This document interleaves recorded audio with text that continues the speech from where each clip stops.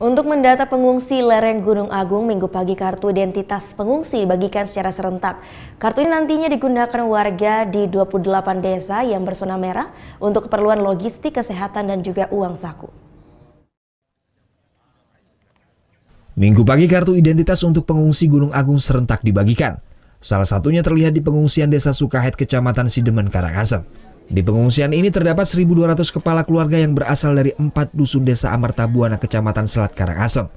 Desa Amartabuana sendiri termasuk 28 desa yang wajib mengungsi. Desa ini berada di kawasan rawan bencana atau zona merah radius 9 dan 12 km. Selain pengungsi yang masih berada di kawasan Karangasem, pembagian kartu ini juga berlaku bagi warga zona merah yang mengungsi di luar kabupaten.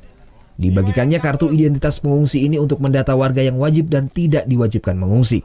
Jadi yang berhak adalah kepala keluarga. Jadi kebetulan untuk Amartabuana, Pak, semua kepala keluarga mengungsi.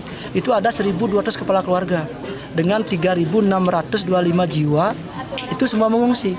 Kalau kesulitan tidak ada, kartu tidak ada kesulitan. Karena apa? Karena sudah jelas arahan gubernur yang mengungsi adalah orang yang pergi dari desa itu akibat bencana. Warga pun menyambut baik pembagian kartu identitas pengungsi ini. Nantinya kartu ini akan digunakan untuk keperluan logistik, kesehatan, dan uang saku.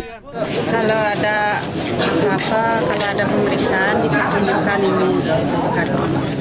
Baru 1 bulan. Sebelumnya BNPB dan pemerintah Bali menetapkan 28 desa yang masuk dalam kawasan rawan bencana atau zona merah.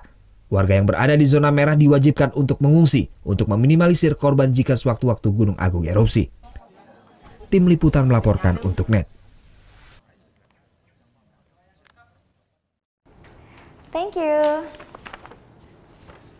Udah selesai nonton beritanya? Jangan pergi dulu dong. Subscribe dulu dan nonton tayangan lainnya di sini. Subscribe, nonton lagi.